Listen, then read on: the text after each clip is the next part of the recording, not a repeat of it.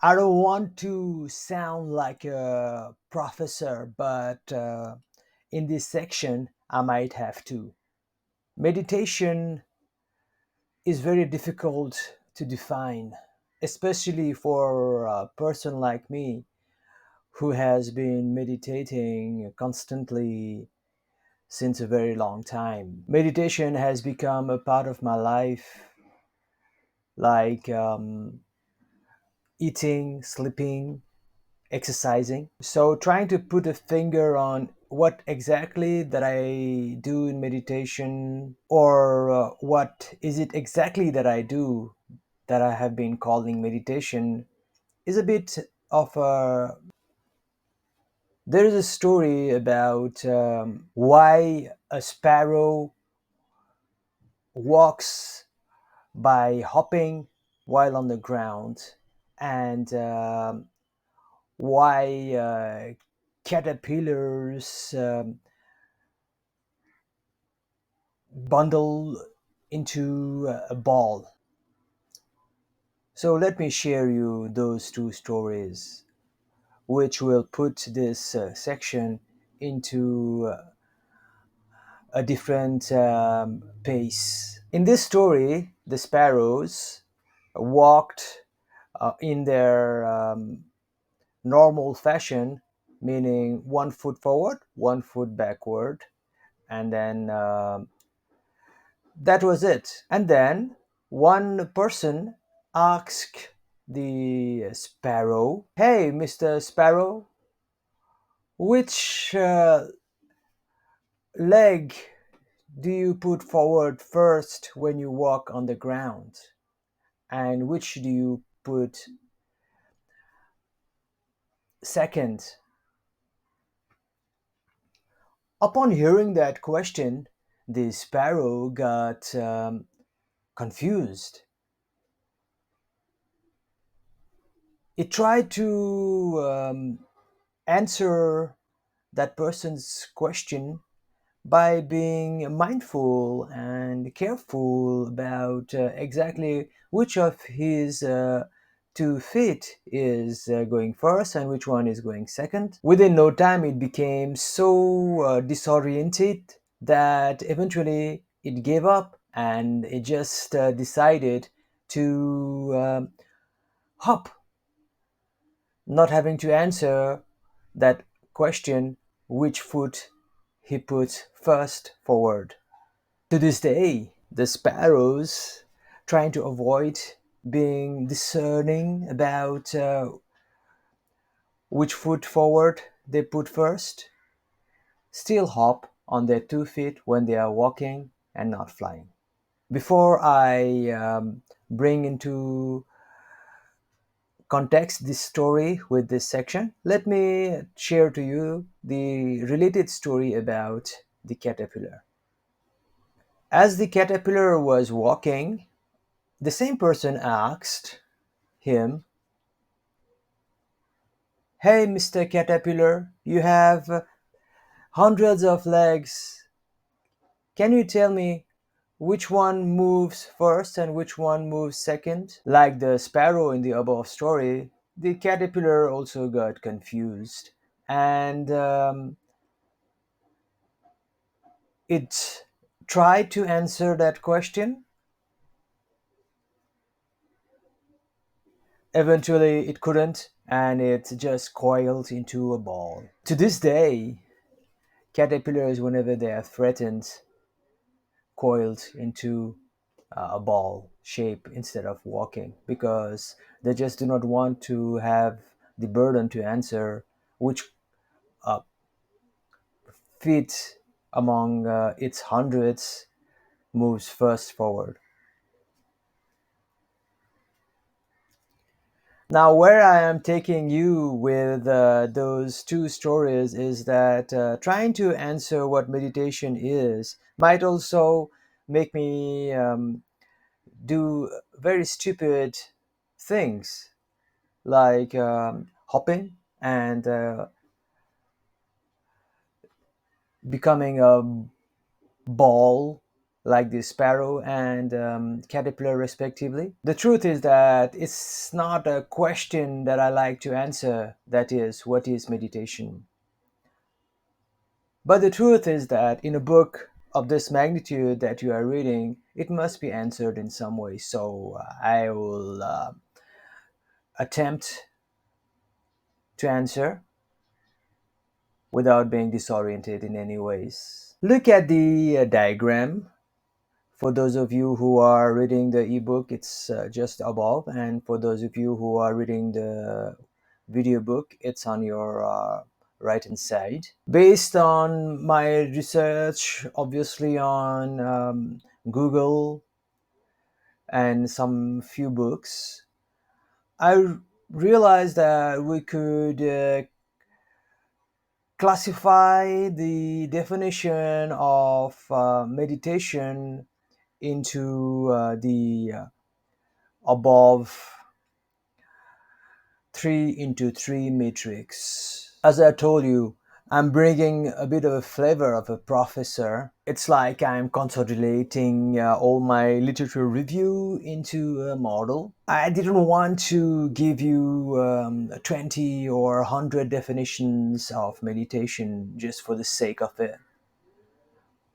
I want you to walk away with a deep understanding of what meditation is, even though you might not agree on a single one of them. Moreover, my style of teaching is always to start with the overall picture and then go into the finer details. So let's begin understanding the diagram. So, meditation is one of the three things, for a lack of a better word. It is a practice, it is a process,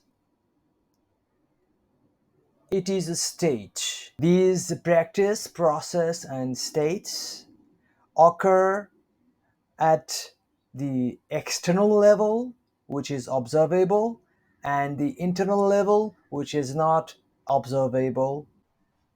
Then each of those practices, processes, and states that might occur both internally or externally help or are aimed to achieve a certain goal. So that would be the university definition of meditation.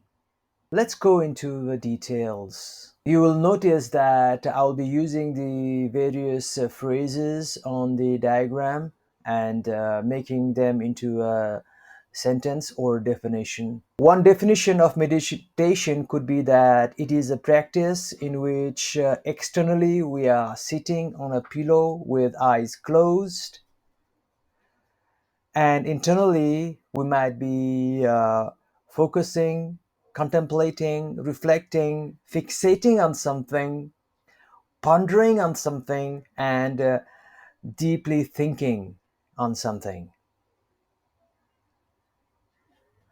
All this would help us achieve various kinds of goals like stillness, relaxation. Alternatively, meditation could also be defined as a process which, on the external front, is a mind body method, and internally, it leads to the interaction between the brain, mind, body, and the behavior. The goal achieved by such a meditation process could be insights, detachment, compassion, overall well being. Still, meditation could be defined as a state or a way of being. Externally, it could be manifested as a state of ecstasy. Internally, the person would be in a state of wisdom. Therefrom, the goal attained could be enlightenment, nirvana, or liberation. Also, we could define meditation as a practice of intentional self regulation of attention from moment to moment that would lead to decrease in brain waves frequency to theta, which is a very relaxed state of the brain. Similarly, meditation could also be defined as a practice of mental training or cognitive training by which we could increase our insights and increase our creativity by increasing our brain frequency to the gamma range, which is a very high vibration state. By the way, it is known to be very conducive for problem solving and highly creative mindset. Meditation could also be defined as a mind body method to achieve psychic powers and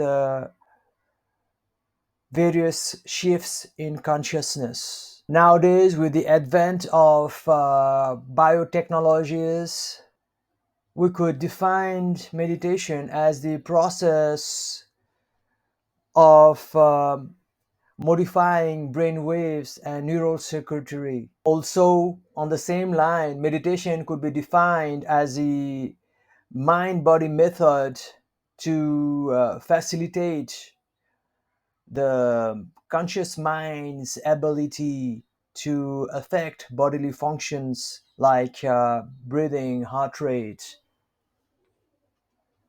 and other various symptoms. A very Western meditation definition would be the practice of having a discourse internally and thinking deeply. The goal would be to get clarity or insights and nothing more. On a broader definition, meditation could be defined as the process of mind body method with which you could transform your physical health. On a simpler definition, which are very quick, we can say that meditation is a practice that uses various techniques which are not limited to sitting and closing your eyes. In this way, it would include various kinds of exercises and activities, but the goal all the time would be to decrease the brain waves to the theta stage. In this way, I have given you dozens of definitions of meditation. All of them are correct and none of them might apply for you, and it's okay. Just practice meditation, whatever it means to you, and eventually you will be able to zero in into a particular definition of meditation that suits you best.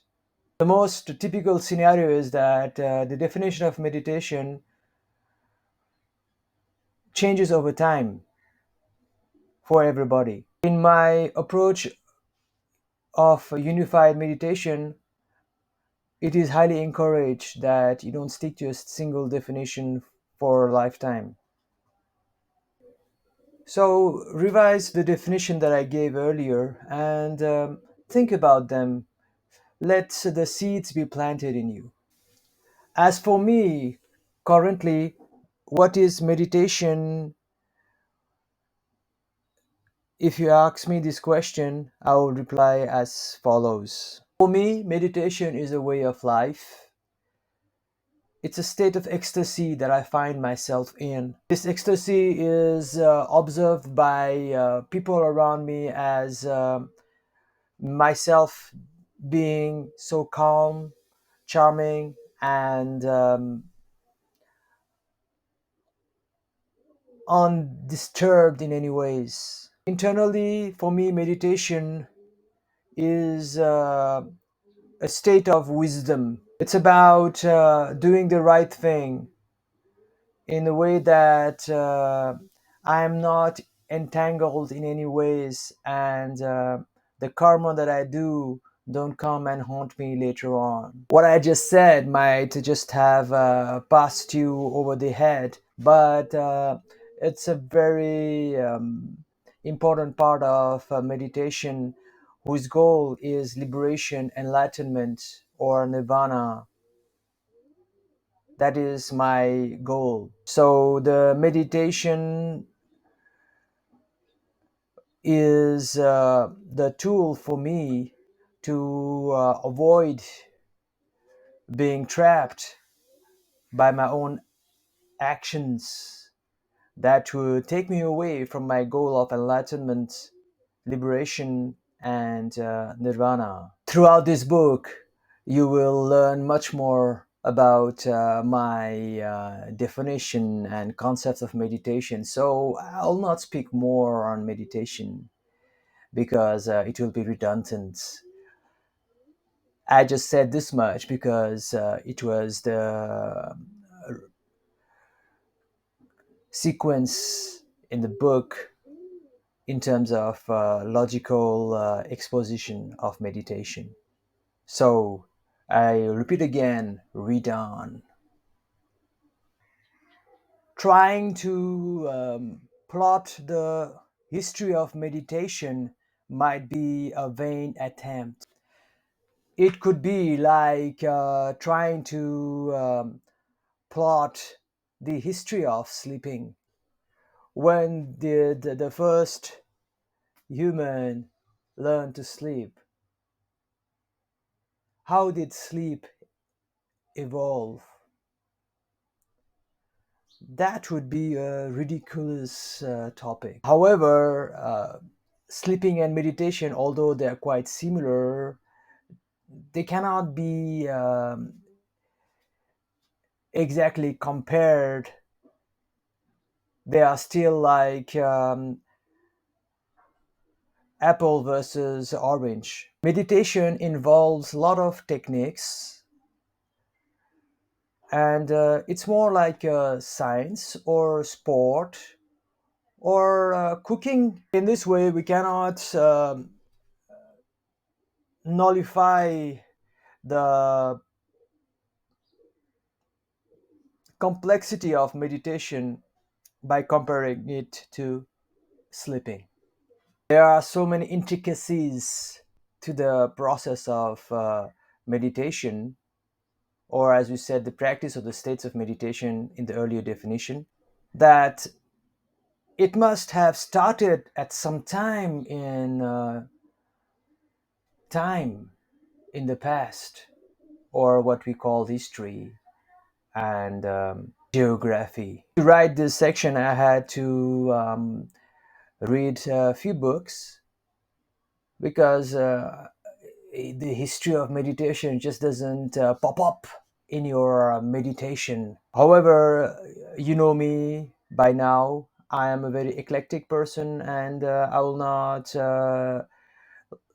abide to the conventional theories of anything. In a similar way, I have twisted the facts that I have acquired in my research to make unique story of meditation. Of course, it might be a bit outlandish, and you might not subscribe to my description of the history of meditation. So it will require for you to have a suspended belief, as we mentioned that word earlier on. So let me begin. The history that I'm going to share with you is based on the two books listed below and one web page. As you can see in the diagram, I have summarized all my research into a clean, diagrammatically attractive table. So on the x-axis, you have the time line. Starts from 100 million years ago and ends in the current 21st century, although I have not mentioned it because it just started. On the other axis, you have the various continents. So what this table is describing is how meditation has started, evolved, grown, expanded across time and in various locations in the world. According to the writer Michael Cremo, the current notion that humanity or Homo sapiens is only about 200,000 years old is false. You should read the book because it's such a mind bolstering, concept shaking book. Anyways, I'll not go too much into that book except to say that Cremo was able to provide evidence that the world of humans was much older than what we currently think. According to him, humans walked on Earth more than 100 million years ago. And at that time, the continents were joined together into what we call the Pangaea. This is where my story begins. Based on my own meditation experience, I just feel that because of the various sensations I get during my meditation, meditation has to be very, very old. But you are not ready yet to be acquainted with this particular experience of mine. Or maybe I'm afraid that you'll just disqualify me if I tell you more about this particular sensations that I'm talking about, what that I get in my meditation. So let me continue the history. 700 million years ago, or even earlier, humans must have felt the urge or need to meditate to make sense of the world around them. At least they would have sat down, closed their eyes, and meditated out of frustration, sadness, anger, in the way that I described to you in my meditation story. Billions of years is a lot of time for meditation to evolve, and from that time period, many Buddhas must have been created, emerged. So, for those who are familiar with the story of Buddha, he keeps mentioning that he was not the first Buddha and there were thousands of them before him. But given the fact that reaching enlightenment through meditation is a very long process, and Buddha was born in the 2500 years before Christ, the notion that there would be thousands of Buddhas within just 200,000 years is questionable. That combined with my own sensations and Cremo's evidences, I believe that the history of meditation began hundreds of millions of years ago. And then the world fell apart with no signs of the past.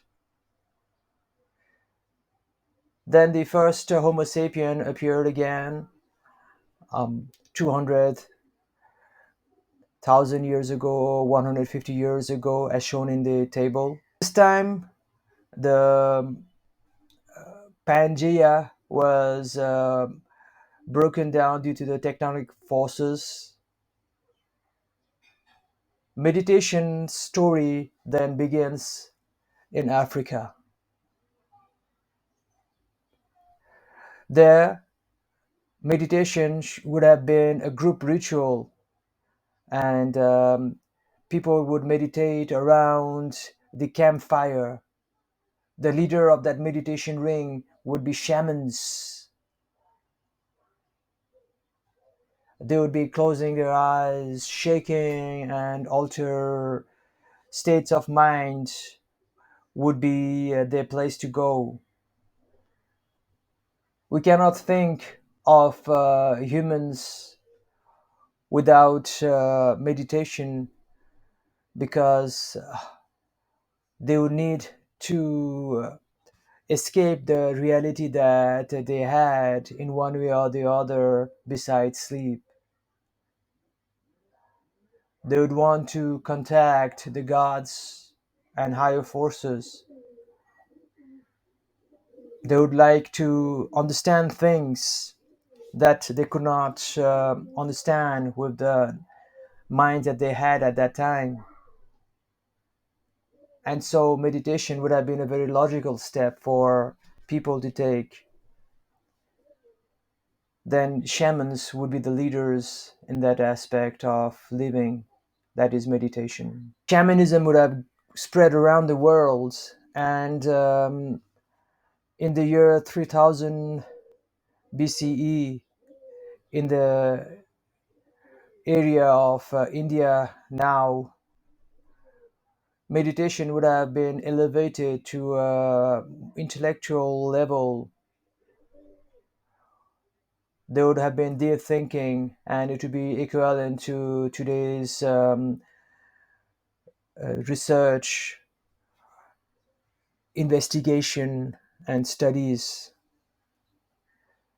So a more educated and respected form of meditators in the form of rishis would have come. Then by the 1500 BCE, those rishis, through the help of meditation, would have written the Vedas. Of course, at the beginning it was an oral tradition,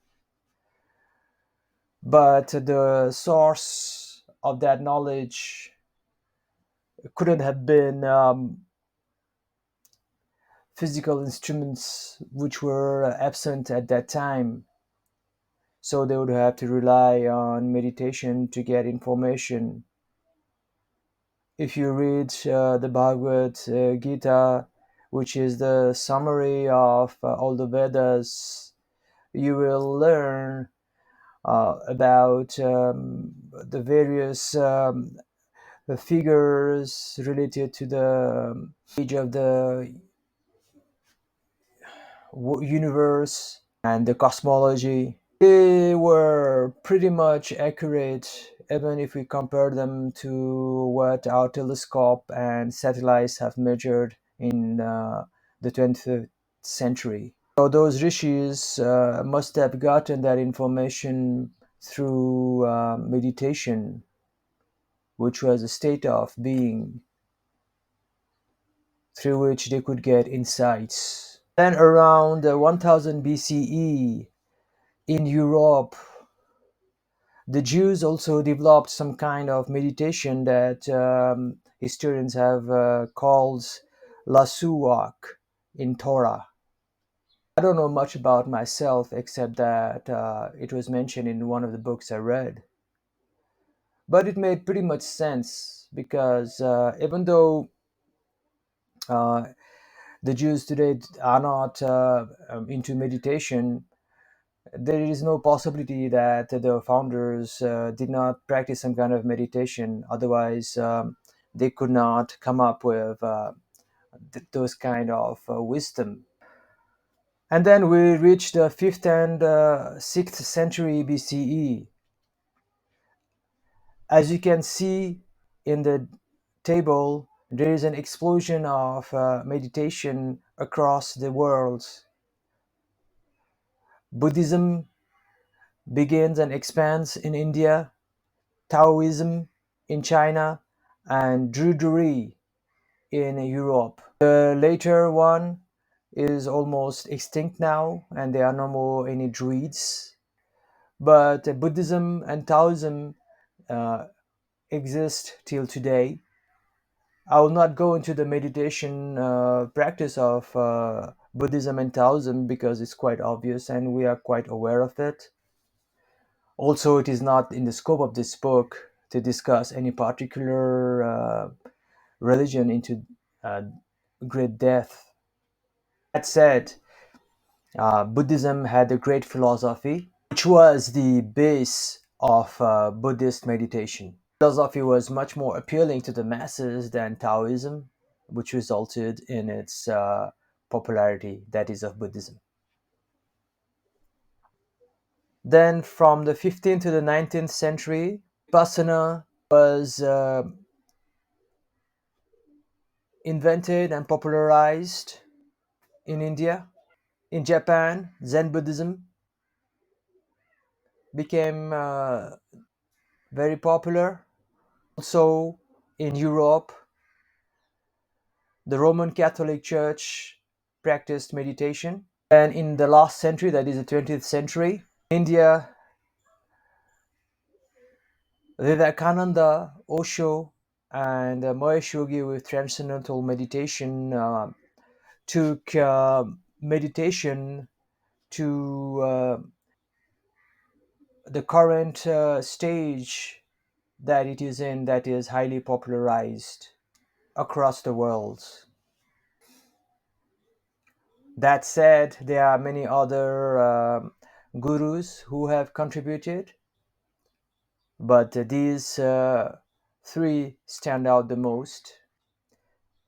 Again, to avoid any conflict, I am aware that my knowledge of the history of meditation is very limited, and as I told you early on, it's not based on factual research, and it's an eclectic study requiring you to have a suspended belief. This way, you'll be able to go on reading and getting the gist of what I'm trying to say without getting lost in sometimes a ridiculousness of my proposition. And then finally, the story of meditation reaches its culmination by combining itself with hard sciences in the Americas. There, mindfulness meditation and insight meditation became very popular because they could be measured very easily using ECGs and EEGs as well as fMRIs. Swami Rama was the pioneer in being measured as he meditated. Thereafter, many Tibetan monks volunteered to be scientifically measured while meditating. The scientific dimension added to meditation gave lots of credence to it in the West. Consequently, the Western people who are much more science based than the Eastern people, found strong ground to practice meditation because the effects of meditation were now measurable.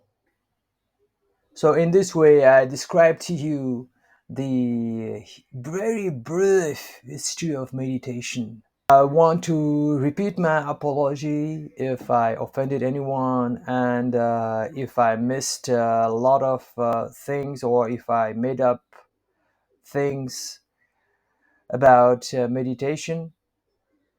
My intention it was just to give a logical closure to the question of what could have been the history of meditation. So now let's continue with this chapter, which is coming to an end.